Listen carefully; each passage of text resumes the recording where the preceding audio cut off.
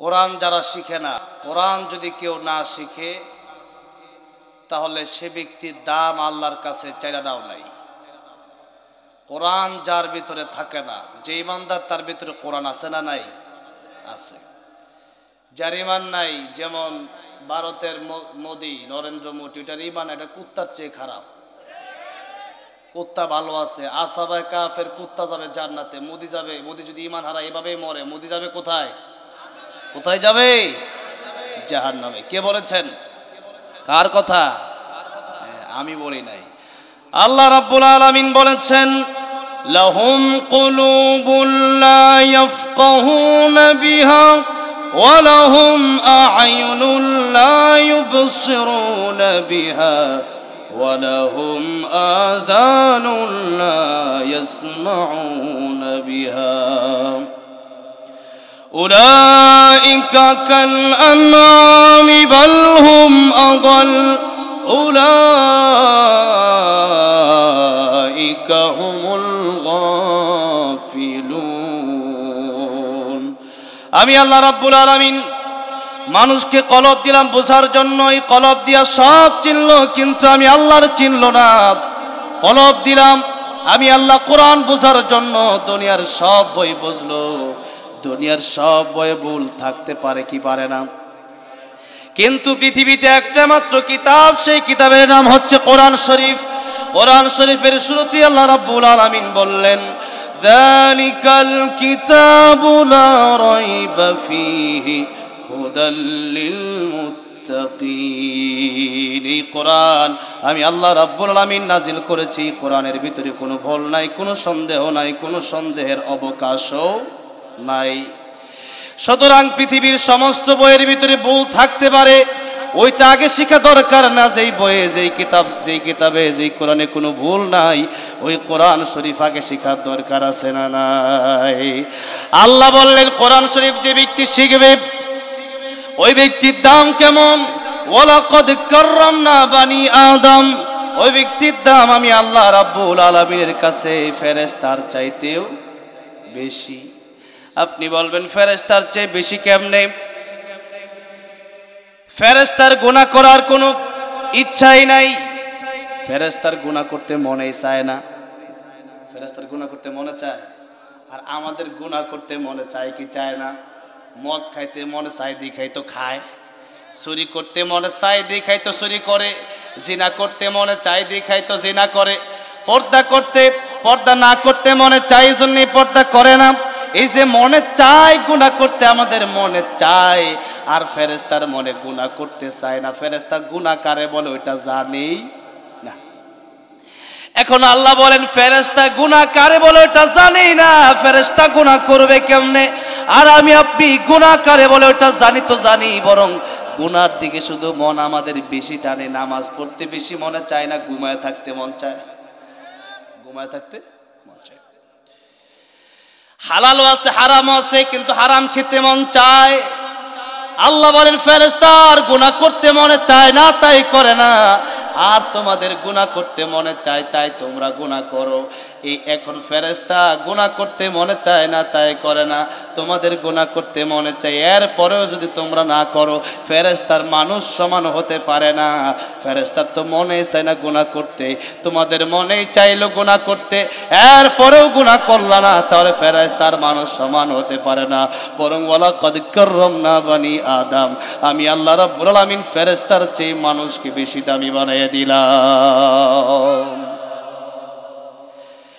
এরপরে আল্লাহ রাব্বুল আলামিন বললেন, ওয়াত্তিনি ওয়াজ-যাইতুনি ওয়া তুরি সিনিন ওয়া হাযাল বালাদিল আমিন লাকাদ খালাকনাল ইনসানা ফি আহসানি তাকওয়িম। চারটা কসম খেয়ে আল্লাহ রাব্বুল আলামিন বললেন, আমি আল্লাহ রাব্বুল আলামিন এই পৃথিবীতে আকাশ জমিন, চন্দ্র সূর্য গ্রহ নক্ষত্র আমি আল্লাহ যা বানালাম, সব চাইতে সুন্দর করে আমি আল্লাহ রাব্বুল আলামিন মানুষকে বানালাম।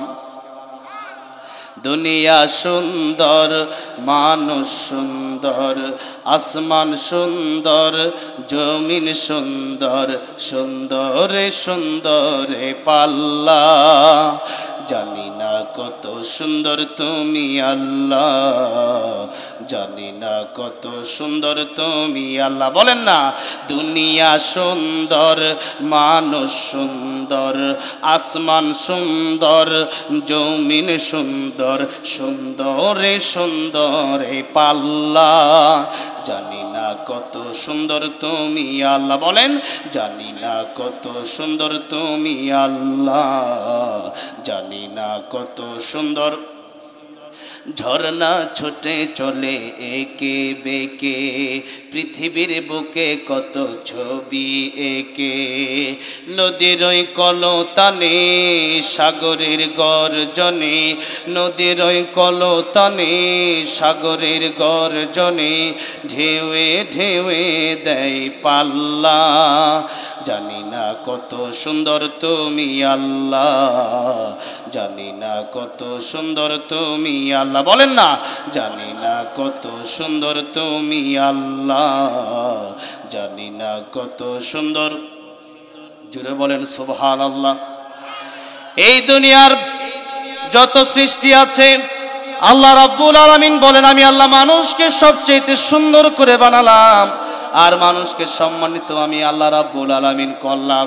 এবার আসল মানুষ হতে হলে কি কি বলা লাগে ওইটা আমি আপনাদেরকে বলে দিচ্ছি। আল্লাহ রাব্বুল আলামিন বললেন, মানুষ যদি দামি হতে চায়, প্রকৃতপক্ষে মানুষ হতে চায়, সব মানুষ একরকম। আল্লাহ রাব্বুল আলামিন বললেন, মানুষ যদি দামি হতে চায়, আর রহমানু আল্লামাল কুরআন খালাকাল ইনসানা আল্লামাহুল বায়ান। আল্লাহ বললেন, দয়াময় তিনি আল্লাহ, কোরআন শিখালেন যিনি, মানুষ বানালেন যিনি। আমরা তো দেখি মানুষ দুনিয়ায় আসলো আগে, এরপরে আল্লাহ কোরআন শিখালেন, কিন্তু আল্লাহ রাব্বুল আলামিনের বলার ভঙ্গিমা কেমন? আল্লাহ বললেন, আল্লামাল কুরআন খালাকাল ইনসান। আমি আল্লাহ আগে কোরআন শিখালাম, পরে মানুষ বানালাম। তার মানে বোঝা যায় জন্মগতভাবে মানুষ হলে প্রকৃতভাবে মানুষ হওয়া যায় না। যতক্ষণ আল্লাহর কোরআন ভিতরে না আসবে, যতক্ষণ ইমানদার না হওয়া যাবে, ততক্ষণ পর্যন্ত মানুষ আসল মানুষ, গুণগত মানুষ হতে পারে। এই জন্য আসাদ নূরও মানুষ, শেখ হাসিনাও মানুষ, ওবায়দুল কাদেরও মানুষ, কিন্তু এগুলো সব হইল কোরআন বিরোধী, এগুলো নাস্তিকের বাচ্চা। ঠিক না ঠিক? এই জন্য আসাদ নূর, তাসলিমা নাসরিন, এরা যদিও এদের নাম ঠিক আছে, এই দেখতে মানুষ দেখা গেলেও কুকুর ভালো, এরা ভালো হতে পারে না। কারণ যার ভিতরে কোরআনের শিক্ষা নাই, আমার আল্লাহর এই চিনে না। আল্লাহ বলেন, কুকুর মালিক চেনে, তুই মানুষ মালিক চিনোস না, কুকুর তোর চাইতে ভালো। এই জন্য শুরুতেই কথাগুলো আমি বলে দিলাম। আপনার যদি মনে চায় আপনার সন্তানকে আপনি মাদ্রাসায় দিবেন, আপনার যদি মনে না চায় আপনি দিবেন না। তবে কথা হলো, মাদ্রাসা শিক্ষা এমন শিক্ষা যেটা দুনিয়াতেও লাভ, মৃত্যুর সময় লাভ, কবরে গেলেও লাভ, কিয়ামতের ময়দানেও লাভ আছে না নাই? খালি লাভ আর লাভ। আর দুনিয়ার শিক্ষা এটা 60-70 বছরের জীবন, এই জীবনের শেষ আছে, কিন্তু কবরের জীবন শুরু হবে, ওই জীবনের কোনো শেষ আর নাই। নবী বললেন, আল কাইসু মান দানা নাফসুহু ওয়া আমিলা লিমা বাদাল মাউত। প্রকৃতপক্ষে জ্ঞানী ওই ব্যক্তি, যে ব্যক্তি তার মরণের পরের কথা চিন্তা করবে, সে ব্যক্তি, যে ব্যক্তি তার নিজের চিন্তা করবে এবং মরণের পরে মরণের পরে সেই ব্যক্তি তার সামান যোগাবে, আমল করবে মরণের পরে যে জীবন আছে ওই জীবনের জন্য। কিন্তু আজকে দেখা যায় এই দুনিয়ায় আমরা শুধু দুনিয়ার পেছনে ঘুরতেছি। 24 ঘন্টার ভিতরে 1টা ঘন্টা আল্লাহ রাব্বুল আলামিনকে সময় দেওয়ার মতো সময়ও আমাদের নাই। কিন্তু এই সময় আল্লাহ রাব্বুল আলামিন আমাদেরকে দিলেন। এই সময় দিলেন আল্লাহ। এখন যদি আবার মরে যায়, এই সময় কি আমরা নিজের হাতে দুনিয়ায় আমরা বাঁচতে পারবো? নিজের হাতে কি আমরা যদি মনে করি যে আমরা বেঁচে থাকবো? আল্লাহ বললেন যখন আমি চাইবো তখন তোমরা মরে যাবা। এখন আমরা যদি বলি আল্লাহ রাব্বুল আলামিন তুমি নিয়ে যেতে চাইলেও আমি ইচ্ছা করলেই বাঁচতে পারবো, এই আশা কোনোদিনও কারো পূরণ হবে নাকি? এই আশা কোনোদিনও কারো পূরণ হবে না। এই জন্য আজকে আমরা কথা বলবো পরকাল নিয়ে। রাজি আছেন না নাই? আমরা কথা বলবো পরকাল নিয়ে, এবং পরকালের প্রস্তুতি আমাদের নেওয়ার দরকার আছে না নাই? আছে। আল্লাহ রাব্বুল আলামিন আমাদেরকে পরকালের প্রস্তুতি নেওয়ার তৌফিক দান করেন, জুড়ে বলেন আমিন। আল্লাহ রাব্বুল আলামিন প্রত্যেকের সন্তানকে কোরআনের হাফেজ আলেম বানানোর তৌফিক দান করেন, সকলে বলেন আমিন। এই যে কোরআনের মাহফিল, এই মাহফিলটা আল্লাহ রাব্বুল আলামিন করবেন জান্নাতের ভিতরে। কোথায় করবেন? জান্নাতের ভিতরে। সেই জান্নাতের ভিতরে বক্তা থাকবেন আল্লাহ নিজে, সুবহানাল্লাহ। আল্লাহ রাব্বুল আলামিন সেই দিন তার বান্দাদেরকে সূরা রহমান তেলাওয়াত করে শোনাবেন। আল্লাহ রাব্বুল আলামিন জান্নাতে যাওয়ার পরে মানুষকে জিজ্ঞাসা করবে, ও পৃথিবীর মানুষেরা তোমরা জান্নাতে এসেছো, জান্নাতে আসার পরে তোমাদের এমন কি চাওয়ার আছে আর যা তোমরা পাও নাই? সব জান্নাতের অবস্থা একরকম হবে না। যার আমল যত বেশি তার জান্নাতের তবকা, তার জান্নাতের মাকাম তত উপরে হবে। এই জন্য আমরা বেশি বেশি আমল করব। রাস্তাঘাটে আমরা চলি, আমরা বলি হুজুর ওয়াজ করেন, কিন্তু ওয়াজ তো সহজ, ওয়াজ তো কঠিন না। সুবহানাল্লাহ আলহামদুলিল্লাহ যদি আপনি পড়তে থাকেন, রাস্তায় চলতেছেন, নবীজি বলেছেন, তাহলে দুনিয়াতে যত ফাঁকা জায়গা আছে সমস্ত জায়গা আল্লাহ আপনার জন্য সব দিয়া ভরপুর করে দিবেন। তা আপনি তো সুবহানাল্লাহ আলহামদুলিল্লাহ ওয়াজ শুনা করেন, হুজুর সুবহানাল্লাহ এটা কোনো ওয়াজ হইল? মূসা আলাইহিস সালাম আল্লাহকে জিজ্ঞাসা করলেন, আল্লাহ রাব্বুল আলামিন আপনি তো দুনিয়ার কত মানুষকে কত জিকির দিলেন, আমি মূসা কালিমুল্লাহ, আমাকেও আপনি একটা জিকির দেন। আল্লাহ রাব্বুল আলামিন বললেন, মূসা তুমি পড়বা লা ইলাহা ইল্লাল্লাহ, লা ইলাহা, জোরে সোরে লা ইলাহা ইল্লাল্লাহ, লা ইলাহা ইল্লাল্লাহ, লা ইলাহা, লা ইলাহা ইল্লাল্লাহু মুহাম্মাদুর রাসূলুল্লাহ সাল্লাল্লাহু আলাইহি ওয়াসাল্লাম। মূসা কালিমুল্লাহ বললেন, আয় আল্লাহ রাব্বুল আলামিন, আমি যদি লা ইলাহা ইল্লাল্লাহর জিকির করি, এই জিকির তো তুমি সবাইকে দিয়েছো। আল্লাহ রাব্বুল আলামিন বললেন, মূসা রে, তামাম পৃথিবীতে যত জিকির আছে লা ইলাহা ইল্লাল্লাহর জিকির আমি আল্লাহর কাছে প্রিয়, এর চাইতে উত্তম কিছু পৃথিবীতে আমি আল্লাহর কাছে আর নাই। তাহলে রাস্তাঘাটে চলার সময় এই জিকিরগুলো করা যাবে না? সুবহানাল্লাহ, আলহামদুলিল্লাহ, আল্লাহু আকবার, লা ইলাহা ইল্লাল্লাহ।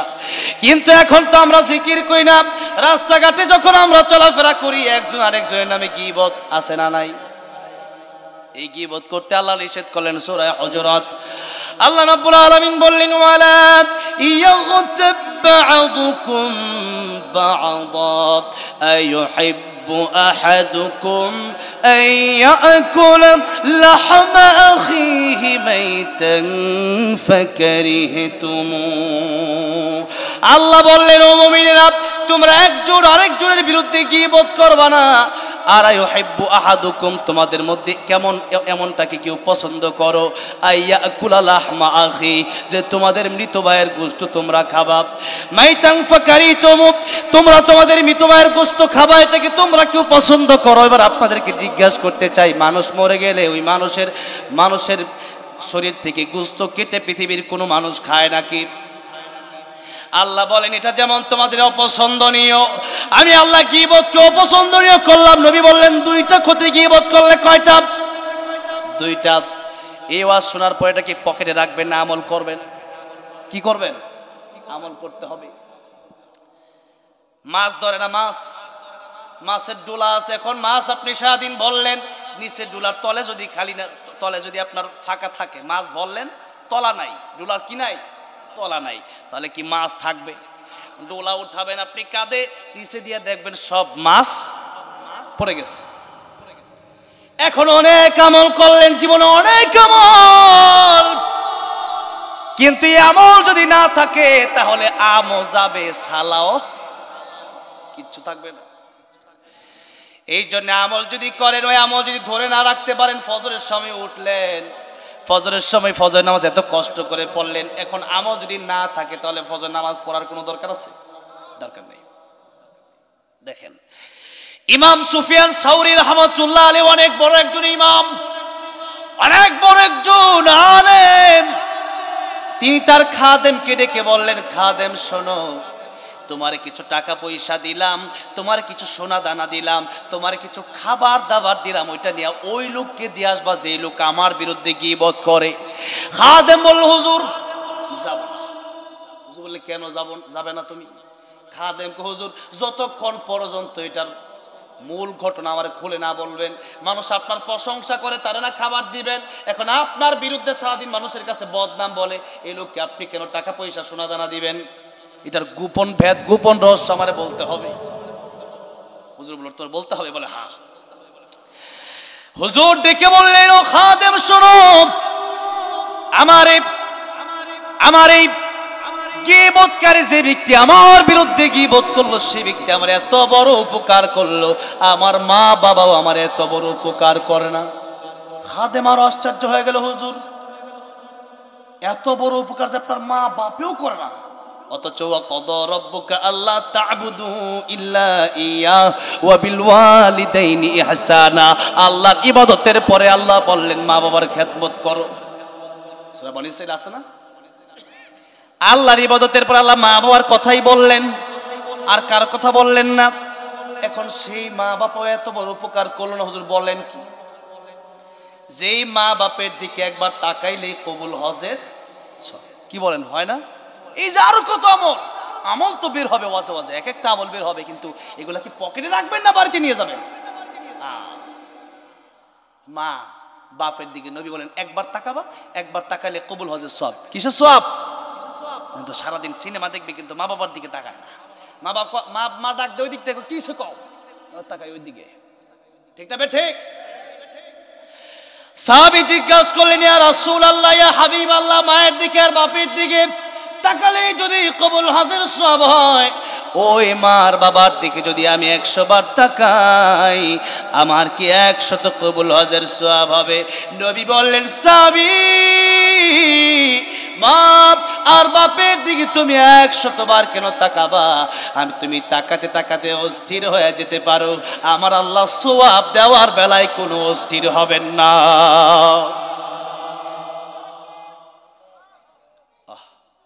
এই ওয়াজ আমরা তো রেখে দেই। এবার আরেকটু মনোযোগ দিয়ে শুনবেন। কি দিয়ে শুনবেন? মনোযোগ। হজে বছরে কয়বার যাওয়া যায়? জোরে বলেন। আমি কথাটা ইমাম সুফিয়ান সাউরি রাহমাতুল্লাহ আলাইহির সেই গীবতের কথার প্রসঙ্গ থেকে এই মা বাবার প্রসঙ্গ আমি আসলাম। আমি যদি কখনো ভুলে যাই, আপনারা একটু মনে করে দিবেন আবার, ঠিক আছে? যে ওই গীবতের কথা, মানে অনেক সময় কথা এদিক সেদিক হয়ে যেতে পারে, কারণ আমি কিছু মানে সমাজে তো অনেক সমস্যা, ঠিক না? ঠিক। ওষুধ দেবো কোন জায়গায়? আর আমাকে দীর্ঘ সময় ধরে জাদু করা হয়েছে। কি করা হয়েছে? কথা এখন আমি বলে যাই, মানে মাহফিলে আসছি, অনেকদিন মাহফিল করতে পারি নাই, তো মাহফিলে কথা বলতে বলতে হুট করে অনেক সময় কথা বন্ধ হয়ে যায়, বলতে পারি না। তো জাদুর কারণে একটা প্রভাব আমার উপরে আছে। এখন মোটামুটি চিকিৎসা চলছে, একটু ভালো হচ্ছে। জাদু এটা কিন্তু সত্য, রাসূল সাল্লাল্লাহু আলাইহি সাল্লামকে জাদু করা হয়েছে, অনেকে বিশ্বাস করে না, এটা রাসূল সাল্লাল্লাহু আলাইহি সাল্লাম করা হয়েছে। কোরআন শরীফে আছে না নাই জাদুর কথা? মা জিতুম বিস-সিহর ওয়া উলকিয়াস সাহারাতু সাজিদিন সিহর। এই সিহর মানে জাদু। এই যে জাদু, এটা সত্য, এটা যারা করে এটা কুফরি করে, ঈমান বিধ্বংসী 7টি কবিরার গুনাহ রাসূল সাল্লাল্লাহু আলাইহি ওয়াসাল্লাম বুখারীর হাদিসে বলেছেন, এর মধ্যে একটা হচ্ছে জাদু করা। একটা কি করা? যারা করে এরা কুফরি করে, এরা শয়তানকে প্রভু মানে। কারে প্রভু মানে? ইবলিসকে আল্লাহ সেরকম কিছু ক্ষমতা দিয়েছেন মানুষের শিরায় শিরায় ঢোকার মতো। তখন ইবলিস গিয়ে মানুষের জীবন পর্যন্ত ধ্বংস হয়ে যায় মানুষ যখন আমল না করে। আর এই জাদুর মোকাবেলা করতে হয় একমাত্র আল্লাহর কোরআন দিয়া। কি দিয়া? আল্লাহর কোরআন দিয়া। এই জন্য আপনারা পড়বেন, কি পড়বেন? রাসূল সাল্লাল্লাহু আলাইহি ওয়াসাল্লামকে জাদু করা হয়েছে, পরে জিবরাইল আলাইহিস সালাম সূরা ফালাক আর সূরা নাস নিয়ে আসলেন। কোন কোন সূরা? এই জন্য 3 কুল পড়বেন, 3 কুল, সূরা ইখলাস, সূরা কুল হুয়াল্লাহ। ইখলাস বলা হয় কি? ইখলাস কোনটা এটা এখনো বোঝে না। ইখলাস, কুল হুয়াল্লাহ সূরা, আর সূরা ফালাক, সূরা নাস। একবারে কোরআন শরীফের সর্বশেষ যে 3টা সূরা আছে, ফজরের নামাজ পড়েই আমল করতে হবে, নামাজ ছাড়া আমল করলে আমল হবে? নামাজই পড়ে না, কিসের আমল আবার? নামাজ পড়ার পর অন্য সব আমল, আগে নামাজ এরপরে সব কাজ। ফাইদা কুদিয়াতিস সালাতু ফান্তাশিরু ফিল আরদ ওয়াবতাগু মিন ফাদলিল্লাহি ওয়াযকুরুল্লাহা কাসীরান লাআল্লাকুম তুফলিহুন। আগে নামাজ। সৌদি আরব গেলাম, যাওয়ার পরে বলছি যে আমার একটা মেরিল দেন, ঠুট ফাটা যায়। এদিকে তো শীতে ঠুট ফাটে আর সৌদি আরবে গরমে ঠুট ফাটে। তো আমি গিয়েছি একটা মেরিল চাইছি, আমার কোনো মেরিল নাই। হাই আল্লাহ সালাহ, নামাজের দিকে আসো। এখন কিসের মেরিল? এখন তোমার কোটি টাকা দিলেও মেরিল দিব না। দোকান খোলা, মেরিল এখানে। দোকানদার বলে না যাবো গা, মেরিল দিব না তোমার। আজান দিয়ে দিস, দেখেন অবস্থাটা। আর আমরা বাঙালিরা 100 টাকা লাভের জন্য দোকান ছাইরা মসজিদে যাইতে চাই না। যেরকম ঠিক না বেটি? আহা, এই জন্য এই সময়টাতে এই যে নামাজের সময় হয়ে গেছে মানে আল্লাহ ফাইদা কুদিয়াতিস সালাহ, আগে নামাজ পড়ো, পরে কামাই করো। 10,000 কামাবা বরকত হবে। আর নাইলে সারা জীবন 2 কোটি ব্যাংকে জমাইছো, এমন রোগ দিব দৈনিক 1 লাখ করে হসপিটালের বেড়ে দিবা, তোমার কোটি টাকা এক বছর 2 বছর শেষ হয়ে যাবে। এরপরে কাফনের কাপড় কেনার টাকা থাকবে না। আমার আল্লাহ পারে কি পারে না?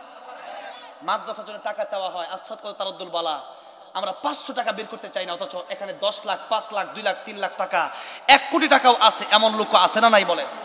আছে, খুঁজলে ঠিকই পাওয়া যাবে। কিন্তু দান করার সময় 5 টাকার কয়েনটা দেয়, মানে এটা আমার পকেটে সহ্য হচ্ছে না। কয়েন তো এটা একটা জ্বালা, এটা কি করবে? এটা মসজিদে দান বাক্স দিয়ে দেয়। 2 টাকার নোট, এটা সিরা বেরা চলে না, ওটা দেয় মসজিদে দান বাক্স। পয়সা আর পয়সা, মানে ওটা কি করবে? খুঁজে কাউকে দিল পয়সা, আপনার দিলে আপনি নেবেন। ফকিরকে বিক্ষে দিল, কি দিয়েছেন? এটা 10 টাকা নোট দেন। ঠিক না বেঠে? আমার ভাইরা, আমার মুরব্বি বাবাজিরা, যে যাকে যত ভালোবাসে তাকে তত মূল্যবান, তত দামি জিনিস দেয়। আমরা সবচেয়ে বেশি ভালোবাসি কাকে? জোরে বলেন কাকে? আল্লাহকে। আমরা সবচেয়ে বেশি আল্লাহকে ভালোবাসি, কিন্তু মসজিদে মাদ্রাসায় দান করার সময় 2 টাকা দেই। বলে তুই কি ভালোবাসার বহিঃপ্রকাশ হলো? না, আল্লাহকে বেশি ভালোবাসি। ওয়াল্লাযীনা আমানু আশাদ্দু হুব্বান লিল্লাহ। এখন টাকা দেওয়ার সময় 2 টাকা না, টাকা চিন্তা করতে যে আমার আল্লাহর ঘরে দিচ্ছি, মানে আমরা আল্লাহকে দিচ্ছি। কাকে দিচ্ছি? আমার আল্লাহকে দিচ্ছি। এটা সুতরাং আমার আল্লাহকে আমি কি দিব? সাধারণ জিনিস দিব না, অসাধারণ যেটা সবচেয়ে মূল্যবান সেটা দিব। মূল্যবান। আমার ভাইরা, আমার মুরব্বি বাবাজিরা, বলছিলাম যে মা আর বাবার কথা। তো এই যে হজ বছরে কয়বার করা যায়? একবার।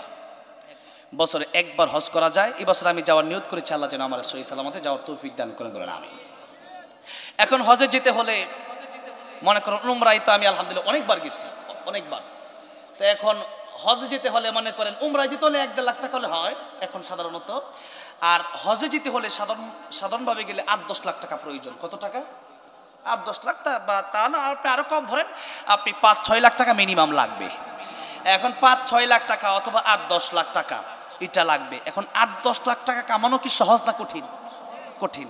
এক দেখেন, ইসলামের যে ইবাদতের নিয়ম আছে, ওই ইবাদতের নিয়ম অনুযায়ী ইবাদতটা হয় দৈহিক অথবা আর্থিক। দৈহিক অথবা আর্থিক। এখন আপনি যদি নামাজ পড়েন ফজরের নামাজের সময়, এখন শীত কষ্টকর, আপনি বলেন নামাজটা আমি পড়বো না, আমার পাশের বাড়ির একজন প্রতিদিন নামাজে যায়, তারে বলেন যে তোর 500 টাকা দিলাম, তুমি ফজরের নামাজটা আমি পড়তে পারবো না, তোমারটাও পড়ো আমারটাও পড়ে দিয়েছো। ওই যদি আপনার নামাজ সারা জীবন পড়ে, আপনার নামাজ আদায় হবে? আপনার নামাজ আপনাকে মসজিদে গিয়ে জামাতের সাথে আদায় করতে হবে, ঠিক না বেঠি? এখন যাকাত, এটা হচ্ছে আর্থিক ইবাদত। আগেরটা বললাম দৈহিক, এটা আপনার দেহ দিয়ে আদায় করতে হবে। আপনি 500 টাকা দিলেই নামাজ হবে। আপনি যদি মাহফিলে এসে 10 লাখ টাকা দান করেন, ফজর নামাজ না পড়েন, কি 10 লাখ টাকার মাধ্যমে ফজর নামাজ আদায় হবে? ফজর নামাজ দেহের মাধ্যমে আদায় করতে হবে। আমাদের দেশে অনেক লোক আছে বলে মনের নামাজ বড় নামাজ। এর মধ্যে একটা হলো মমতাজ, এই বন্ড কট খাইছে, কট যেগুলো খাইছে এগুলো সব এগুলো বলতো বাউল্লা শিল্পী, আউল্লা বাউল্লা জাউল্লা, এই সবগুলো এই কথাগুলো গান গাইতে এগুলা বলতো। আর যা বলতো কেরামান কাতিবিন রোজ হাসরের দিন যদি ধরে আমি বলবো আমি অমুক বাবার লোক, অমুক খ্যাতার লোক, এই নানান ধরনের কথা এই দেশে চলছে। এখন আমার ভাইরা, আমার মুরব্বি বাবাজিরা, কট খাইসার তাগা দেখাই যায় না। মনের নামাজ যদি বড় নামাজ হয়, তাহলে মনের খাবার অত বড় খাবার হতে হবে। মনে মনে নামাজ পড়লে যদি নামাজ হয়ে যায়, তাহলে পানি খাওয়া দরকার কি? ভাত মনে মনে কলা খাওয়া যায় না? আমি আপনাদের সামনে বললাম সেপার ভর্তার ভাত, অথবা বললাম যে আলু ভর্তা ডাউল আর ভাত। এখন অলরেডি কিন্তু এগুলো বললে মুখে পানি চলে আসে অনেকের। কেন? যে মনে মনে কিন্তু এটা মানে মনের চোখে কিন্তু এটা বাসতেছে যে কোনটা ইলিশ মাছটা কেমন স্বাদ হবে, পাঙ্গাস মাছটা কেমন স্বাদ হবে, আর তেলাপিয়াটা কেমন স্বাদ হবে, আলুর ভর্তাটা কেমন হবে, ডাউলটা কেমন হবে। এটা কি মনে মনে আমাদের একটা স্বাদ মানে নেওয়া যায় না? তো এটা মনে মনে নিলেই তো হয়, কিন্তু মনে মনে নিলে 1400 টাকা দিয়ে ইলিশ মাছ কেজি কিনা খাওয়া লাগতো না, ঠিক না ঠিক? তাহলে মনে মনে খাওয়া যেত, কিন্তু মনে মনে খাইলে পেট ভরবে না, 2 দিন 3 দিন পরে আমার মরণ হয়ে যেতে পারে, ঠিক না ঠিক? এই যে কথাগুলো এগুলা ভ্রান্ত কথা, যার কারণে মনে নামাজ দেওয়া হয় না। আল্লাহ এটা দেশে দেহের ইবাদত, মন তো আছেই, মনের সাথে দেহ থাকা লাগবে, এটা হচ্ছে দেহের ইবাদত। আবার যাকাত এটা হচ্ছে আর্থিক ইবাদত। এই যে দুইটা সিস্টেম আমি আপনাদেরকে বললাম, একটা হলো দেহের ইবাদত, একটা হলো দৈহিক ইবাদত, আরেকটা হলো অর্থের ইবাদত, সেটাকে বলা হয় আর্থিক ইবাদত। এই যে দেহ আর অর্থ, এই যে দেহের ইবাদত যেমন নামাজ, আর অর্থের ইবাদত হচ্ছে যাকাত। এই যাকাত হলো 10,000 টাকা। আপনি বললেন যে 10 টাকা তামাশ ফিরালাই, কি মনে করেন কি 10,000 টাকা কি যাকাত মাফ হয়ে যাবো? না, 10,000 টাকা যাকাত আসতে মানে যাকাতের টাকাই দিতে হবে। এখানে নামাজ পড়লে যাকাত আদায় হবে না, 10,000 টাকা 10,000 টাকা যাকাত দিয়ে দিতে হবে। এখন দেখেন, হজ হচ্ছে এমন একটা ব্যাপার যার হাদিস শরীফের ভিতরে আসছে আল হাজ্জু আল হাজ্জু। নবী বললেন যে হজ হলো কষ্টকর, এটা সহজ না, কষ্ট করা। এখন 10 লাখ টাকা কামাইলেন, ওইটা আপনি দিলেন, হজ হয়ে গেল না, কিন্তু টাকাও লাগবে, আবার এই দেহ নিয়ে কিন্তু মক্কাতে কাবাতে যেতে হবে। আর টাকা দিলেন আপনি মানে হজ কি হবে আপনার? শুধু টাকা দিলে হবে না, ট্রাভেলসে যেতে হবে, টিকিট করতে হবে, এরপরে পাসপোর্ট করতে হবে, ভিসা করতে হবে, প্লেনে উঠতে হবে, লম্বা সময় জার্নি করতে হবে, এরপরে আপনাকে সেখানে কাবায় যেতে হবে, তওয়াফ করতে হবে, সাই করতে হবে, মিনায় যেতে হবে, মুজদালিফায় যেতে হবে, আরাফার মধ্যে যেতে হবে, কুরবানি করতে হবে, অনেক কাজ। এরপরে হজ আদায় হলো, এরপরে হজটা কি হলো কি হলো না, কবুল হইল কি হইল না, এটা আমরা জানি। এবার আসেন, নবী বললেন মা আর বাপের দিকে তাকাও, কবুল হজের সব। এতক্ষণ বুঝালাম মা আর বাপের গুরুত্ব, আর আমরা মা আর বাপের দিকে তাকাই না, মোবাইলের দিকে সাথে তাকায় থাকি। আর ওই যে যুবতী মেয়ে আসতে ওদের দিকে তাকাই, চোখ ফিরায় না, ঠিক না ঠিক? তো ওই ছেলে মা আর বাপের দিকে দাঁড়াক দিলে আরে কি জোরে কও, ধমক দেয় কোথায়, আল্লাহ ফালা তাকুল্লাহুমা উফ, উফ যেন না বলে, ধমক দিবা না। আমার ভাইরা, আমার মুরব্বি বাজিরা, যেই কথা বলছিলাম, মা আর বাবার দিকে তাকালেই যদি কবুল হজের সওয়াব হয়ে যায়, ওই জনম দুঃখিনী মার বাবা তারা হলে অমূল্য সম্পদ, ঠিক না ঠিক? এটার কোনো মূল্য হয় না। আপনার পৃথিবীর কোটি কোটি টাকা থাকতে পারে, আপনি কি মনে করেন সেই টাকা খরচ করলে হজ হয়ে যাবে? যারা সুদের টাকা দিয়ে হজে যায় তাদের হজ কি হয়? যারা ঘুষের টাকা দিয়ে হজে যায় হজ কি হয়? যারা মানুষের টাকা মেরে হজে যায় হজ কি হয়? তাহলে তাদের হজ তো হয় না। আপনি আর মা আর বাবার দিকে তাকালেন, কবুল হজের সওয়াব। মা আর বাবা তাদের দিকে তাকালে যদি কবুল হজের সওয়াব হয়, বছরে হজ করা যায় একবার, টাকাও লাগে, দেহ লাগে, এরপরে হজ গেলেন, হজ কবুল হইল কি হইল না তারও জানা নাই। এখন হজ করা যায় বছরে একবার, আর মা আর বাবার দিকে দৈনিক তাকানো যায় কতবার? 1000 বার, মানে হাজার হাজার, কোনো হিসাব নাই, কতবার তাকানো যায় কোনো হিসাব। এত সহজ করে দিছে আমার আল্লাহ, তাদের দিকে তাকালে কবুল হজের সওয়াব। এটা কি আমরা মানে সবাইকে নতুন জানলাম না আগে থেকে জানি? সবাই, কিছু মানুষ হয়তো নতুন জানতেও পারে, আবার আগে থেকে যদি জানেন তাহলে কথা হচ্ছে ওয়াদাক্কির ফা ইন্না যিকরা তানফাউল মুমিনিন। এতদিন হয়তো আমল করেন না, আজকে থেকে হয়তো আমল করবেন, নাকি বলেন ইনশাআল্লাহ? যাদের মা আর বাবা আছে, মা আর বাবার দিকে বেশি বেশি তাকাবেন। আর তাকালে তো হয় না, কোন তাকানি? মা আর বাবা তারা কি করলে খুশি হচ্ছে সেটা দেখতে হবে, কি করলে নারাজ হচ্ছে সেটা দেখতে হবে। হুমা জান্নাতুকা হুমা নারুকা, মা বাবা খুশি হয়ে গেলে আমার আল্লাহ খুশি হয়ে যাবে, সুবহানাল্লাহ। আমার ভাইরা, আমার মুরব্বি ওয়াজের যে কথা বলছিলাম, মা বাবার এত বড় গুরুত্ব, এত দাম, আমার আল্লাহ রাব্বুল আলামিন মা বাবার এত মর্যাদা দিলেন। এরপরে ইমাম সুফিয়ান সাউরি রাহমাতুল্লাহ আলাইহি বললেন কি? বললেন যে ব্যক্তি আমার বিরুদ্ধে গীবত করে, ও ব্যক্তি এত বড় উপকার আমার করে যে উপকার আমার মা বাপেও করে না। এখন দেখেন, কথা কিন্তু বুঝতে হবে, উপকারটা কি এটা বুঝেন। খাদেম বলেন হুজুর উপকারটা কি? এবার সুফিয়ান সাউরি রাহমাতুল্লাহ আলাইহি বললেন, শোনো, নবীজি বলেছেন উপকারটা কি। মানে আমার উপকার, আমার বিরুদ্ধে যদি আপনি সমালোচনা করেন, আমি আজকে ওয়াজ করে গেলাম, আপনি কালকে হুজুরটা বেশি সুবিধার না, এই যে গীবত করে নিছেন, বুঝেন না কথাটা? এখন গীবত কারে বলে ওইটা একটু আমি বুঝাই দেব। আমার ড্রাইভার একদিন আমার জিজ্ঞাসা যে হুজুর গীবত একজন দোষ করছে, তার তো আমি আরেকজনের কাছে কইলাম এটা কি আর গীবত, আসলে দোষ করছে। আমি বললাম গীবত কারে বলে তো আপনি জানেন না। এই যে প্রশ্ন, এটা সাহাবী রাসূল সাল্লাল্লাহু আলাইহি ওয়াসাল্লাম করছে। সুবহানাল্লাহ। আপনি যেটা করছেন, অনেকে এই প্রশ্ন আমাদেরকে করে না? একজন দোষ করছে, এটা বললাম, আর এটা কি গীবত? এখন আসেন সাহাবী কি বললেন। সাহাবী বললেন, ইয়া রাসূলুল্লাহ, ইয়া হাবিবাল্লাহ, একজন দোষ করলো, তার বিরুদ্ধে আমি আরেকজনের কাছে বললাম, এটা কি গীবত নাকি? নবী কয়, না, হ্যাঁ এটাই গীবত, এটাই গীবত। তাহলে একজন দোষ যদি না করে ওটা তুহমত, ওইটা হলো অপবাদ। ওইটা কি অপবাদ? যেমন মামুনুল হক সাহেবের নামে দেওয়া হয়েছে অপবাদ, ঠিক না? ঠিক। একজন বিবাহিত বউ নিয়া সে যেখানে মনে যায় সেখানে ওপেনে যেতে পারবে, ঠিক না? ঠিক।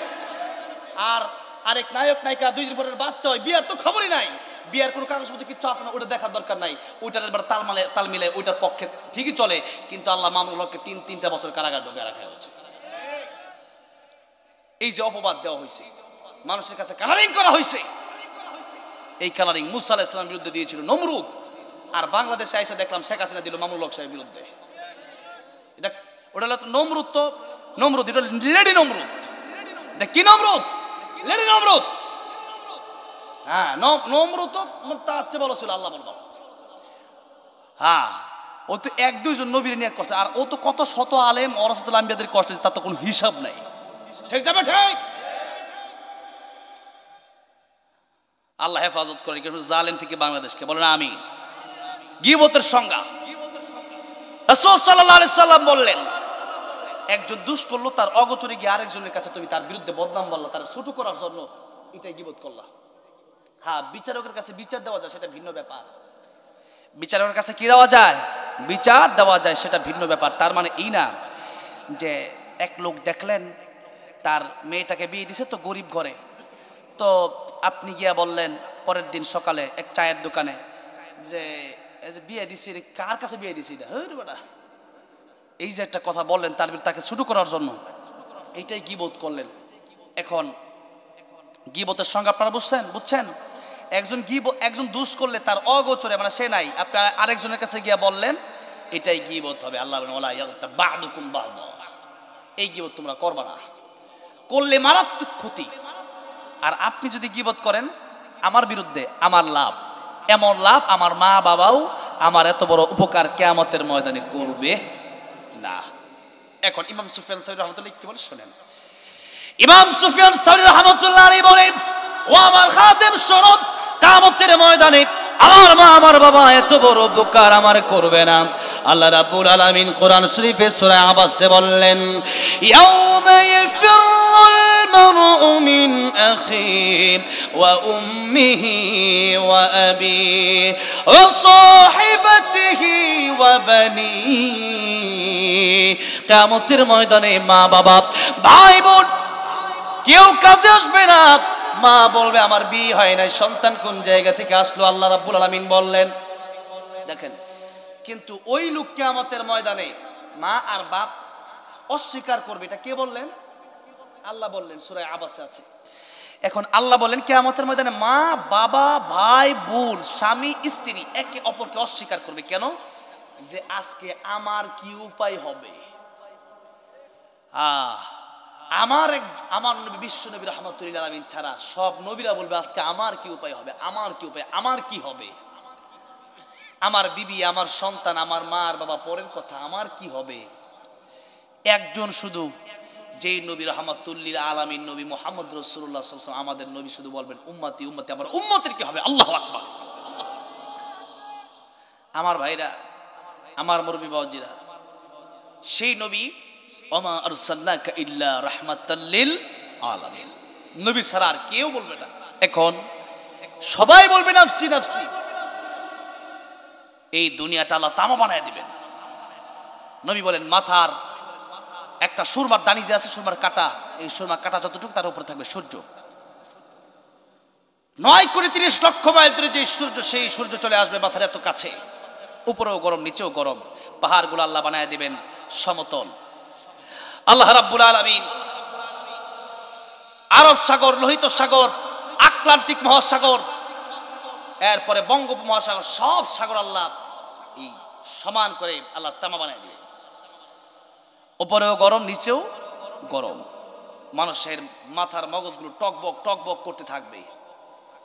এই যখন অবস্থা, এই অবস্থায় মা চিন্তা করবে আমি বাঁচি, আমি কাপড় নাই, আজকে আমি বাঁচি কিনা তা জানি না, একটা নেকি তারা আমি দিয়ে দিই, আর মিজানের পাল্লা যদি আমার কম হয়ে যায় সে হয়তো চলে যাবে জান্নাতে, আমি জান্নাত যাব না। না না, দুনিয়াতেই অনেক সময় দেখা যায় টাকা পয়সা না দিলে, অনেক সময় অনেক ক্ষেত্রেই দেখা যায়। যেমন আমার এলাকার এক ঘটনা আমি বলি, আমি দেখেছি সাইর ভাই, ছোট ভাই রিক্সা চালক, আর বড় 3 ভাই ভালো, এই জন্য বাপে বড় ভাইদেরকে মোটামুটি জাগা জমি লিখা দিয়ে দিছে, ছোট ভাই আর নাই।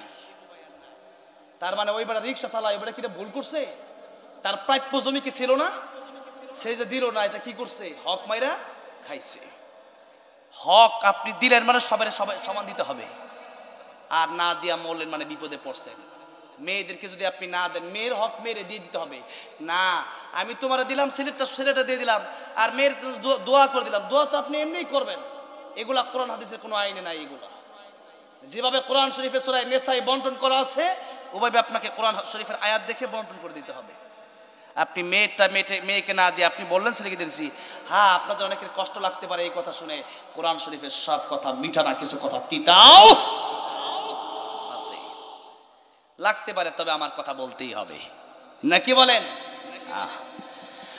আমার ভাইরা, আমার মুরব্বি বলেছিল, কিয়ামতের ময়দানে মা বাবা কেউ যেদিন কাছে আসবে না, মানুষের হক যারা মেরে খেয়েছে, মানুষের গীবত যারা করেছে, ইমাম সুফিয়ান সাউরি বললেন আমার 2টা লাভ।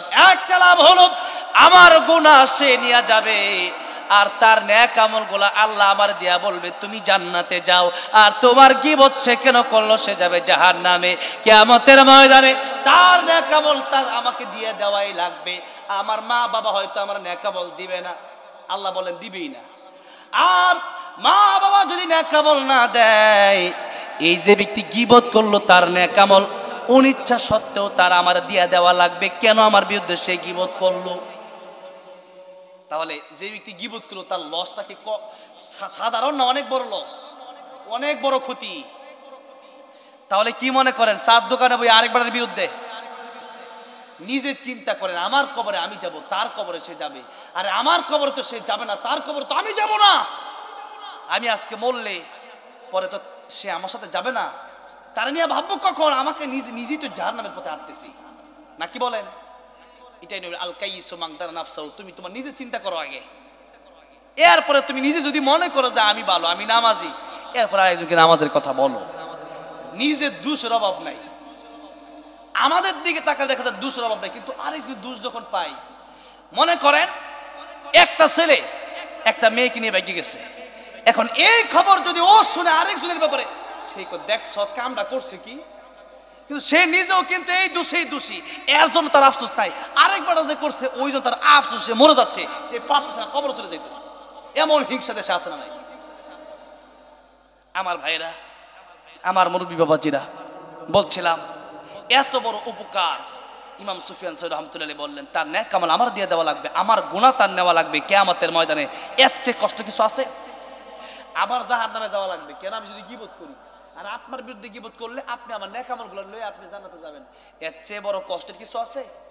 কিয়ামতের ময়দানে এই 2 দল ছাড়া কোনো দল হবে না, আওয়ামী লীগ, বিএনপি, জামাত ইসলাম আর জাতীয় পার্টি বলেন, কোন দল, এই নামে কোন দল কিয়ামতের ময়দানে থাকতে পারে না। হ্যাঁ, কোরআনের আইন যারা মেনেছে, সেই দল যারা করেছে তারা জান্নাতে যাবে। সেদিন দল হবে কেবলমাত্র 2টা, একটা হবে জান্নাতে দল যারা কোরআনের আইন মেনেছে, যারা কোরআনের পথে এই দেশে চলেছে, এই দেশ চালিয়েছে। আর যারা কোরআনের বাইরে তারা দল গঠন করবে, অথবা যারা কোরআনের বাইরে নিজস্ব ব্যক্তিগত মত এদেশে চালু করার চেষ্টা করবে, নিজে চলবে, কিয়ামতের ময়দানে তাদের দল হবে ভিন্ন। এই 2 দল আল্লাহ বিভক্ত করে দেবেন মানুষকে। আল্লাহ বলেন ফারিকুন ফিল জান্নাতি ওয়া ফারিকুন ফিস সাঈর। কিয়ামতের ময়দানে নির্ধারিত তোমাদের নামে কোনো দল হবে না, আমি আল্লাহর নামে দল হবে, একটা জান্নাতি আর একটা জাহান্নামী। এই 2 দল ছাড়া কোনো দল হবে না।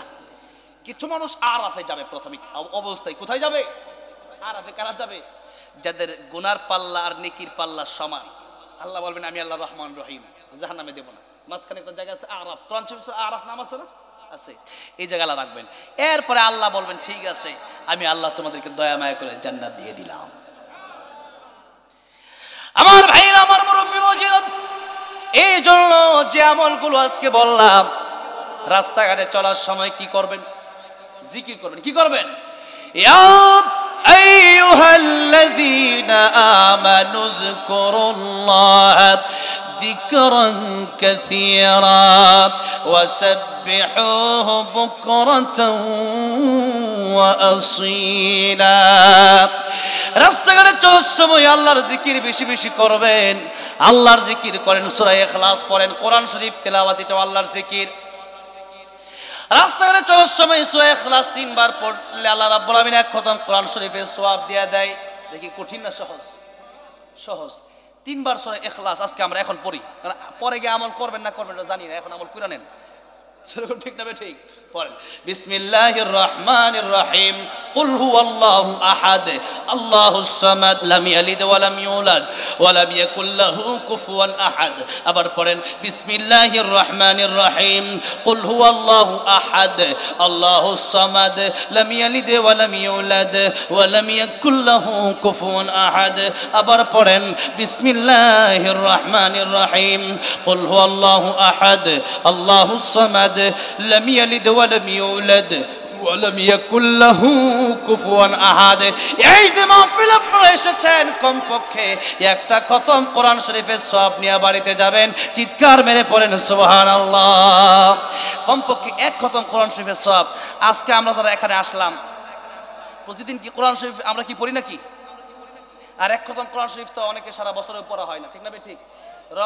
রমজান মাস আসলে যাও একটু পরে, এরপরে আর কোরআন শরীফ ধরাও হয় না, অনেক লোক এমনও আছে, ঠিক না? ঠিক। আর আজকে এখানে আসলেন, 3 বার সূরা ইখলাস পড়লেন, এক খতম কোরআন শরীফের সওয়াব আল্লাহ আপনার আমলনামায় দিয়ে দিলেন। আমার ভাইরা, আমার মুরব্বী বাবাজিরা, এরপরে দেখেন এখানে যারা আসলেন, নবী বলেন কোরআন শরীফের এই যে তাফসির, কেউ যদি একটা আয়াতের তাফসির বোঝার চেষ্টা করে, কেউ যদি একটা আয়াত বোঝার চেষ্টা করে, তাহলে আল্লাহ রাব্বুল আলামিন তাকে 100 রাকাত নফল নামাজ পড়লে যে সওয়াব হয় তার চেয়ে বেশি সওয়াব আমলনামায় দান করবে। আমরা প্রত্যেকদিন 100 রাকাত পড়ি তো নাকি বলেন? আমাদের দেশে এক এমপি ছিল, ওইটা নাকি 170-80 রাকাত করে পড়তো নারায়ণগঞ্জে। আমি যেখানে থাকতাম আগে, 70-80 রাকাত তাহার যদি বলে পড়ে, এত বড় এমপি, আবার দেখি কাবা শরীফের সামনে গেছে সিগারেট খায়। জুতা দিয়ে বাইরে দরকার নাকি বলেন? পাই না তো বাইরেতাম কেমনে? এগুলো দেশে আসতো তাহলে বাইরেতাম। তাদেরকে খালি আসুক না, ফিরানোর চেষ্টা তো চলতেছে, আসুক। জুতার বাড়ি আমাদের জুতাও আছে, রেডিও আমরা আছি নাকি বলেন? রেডি আমরা আছি। 70-80 টাকা করে সেই পরে, আর আমরা তো হাফেজ আলে বইছি 70-80 টাকা করে কোনোদিন পড়তারই নাই। 2, 4, 5, 6 রাকাত, 2, 4, 6, 8, 10 টাকা যা বাড়ি পড়ি আর কি। আর এরা পড়ে নাকি 70-80 রাকাত। সুবহানাল্লাহ জোরে কইতেন না? নাউজুবিল্লাহ। বাট পারি তো একটা লিমিট থাকা দরকার নাকি কোন? লিমিট ছাড়া বাট পারি, ঠিক না? ঠিক বলেন।